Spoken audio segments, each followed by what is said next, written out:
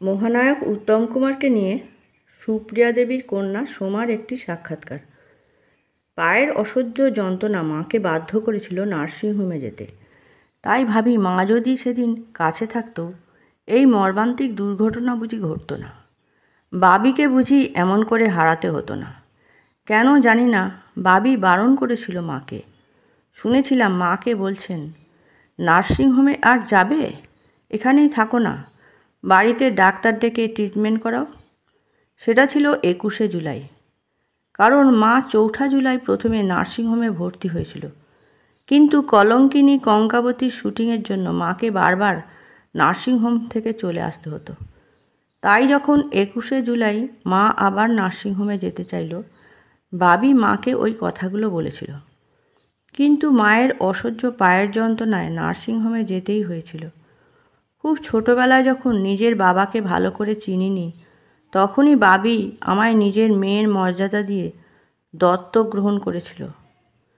আমার পড়াশোনা, আমার ভবিষ্যৎ, আমার সব কিছুর দায়িত্বই বাবি নিয়েছিল সেদিন। আমার যখন বিয়ে ঠিক হলো, এই বাবিই আমাকে সম্প্রদান করেছিল আমার স্বামীর হাতে।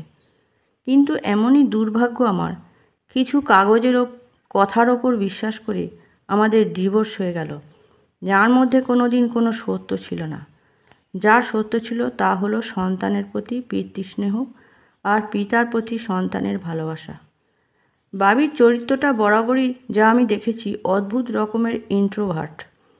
বুক ফাটে তো মুখ ফোটে না। এই কথাটা সাধারণত মেয়েদের ক্ষেত্রেই প্রযোজ্য, কিন্তু বাবিকে দেখতাম শত ব্যথা চেপে রেখেও কাউকে কোনো দিন অনুযোগ করতো না, মুখ ফুটে বলতো না, এই আমার অসুবিধা। ওই 22 তারিখ থেকেই লক্ষ্য করেছিলাম বাবি কেমন যেন অন্যমনস্ক, আমার অনেক কাছের তবু যেন অনেক দূরের। তার কর্মব্যস্ততা অনেক ছিল। শেষ রাতের দিকে বাবির বরাবরেরই অভ্যেস ছিল ঘুম থেকে উঠে পড়া এবং বাড়ি থেকে বেরিয়ে অনেকখানি পথ মর্নিং ওয়াক করা।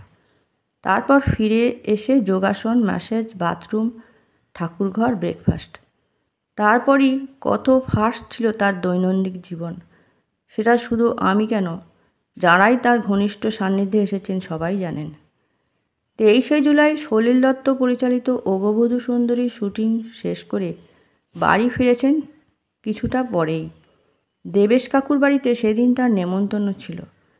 চিরদিনের অভ্যাস মতো স্নান না করে শুটিং শেষে বাড়ি ফিরে এসে আমার মেয়েকে কোলে নিয়ে চুপচাপ লাইব্রেরির ঘরে বসেছিল।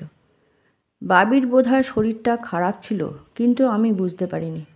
তার অনেক পরে স্নান সেরে দেবেশ কাকুর বাড়িতে নেমন্তন্ন খেতে গেল, সঙ্গে আমাকেও নিয়ে গেল।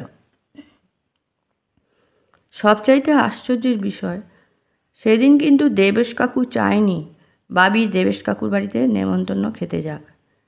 দেবেশ কাকু বারবার বলেছিল, খোকা, আমার নতুন ফ্ল্যাট, কোনো কিছু জিনিসপত্র কেনাকাটা নেই, তোকে আমি কি খাওয়াবো?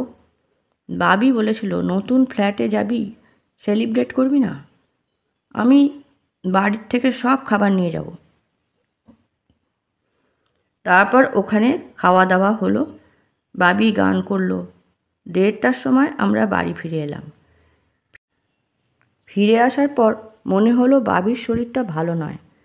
বাবি আমাকে ডেকে বলল, আই অ্যাম পাসিং অ্যাওয়ে। বাবির প্রিয় বেয়ারাকেও বলতে শুনেছিলাম, বংশী, তোর বৌদির সঙ্গে আর দেখা হলো না, আমাকে তোরা নার্সিংহোমে পাঠাস না। তখনও আমি কেন মাকে ডেকে পাঠালাম না ভাবছি এখন। মাকে না ডেকে ডক্টর সুনীল সেনকে ডেকে এবং তার কথায় বাবিকে নার্সিংহোমে পাঠিয়ে দিয়েছিলাম। বাবি কি আমার ওপর, মায়ের ওপর অভিমান করে পৃথিবী ছেড়ে চলে গেলেন? এই যন্ত্রণা বড় কষ্টের। আমার এই ভুল বড় কষ্টের। যতদিন বাঁচব আমাকে এই ভুলের প্রায়শ্চিত্ত করে যেতে হবে। ধন্যবাদ। ভিডিওটি ভালো লাগলে সাবস্ক্রাইব করে দেবেন।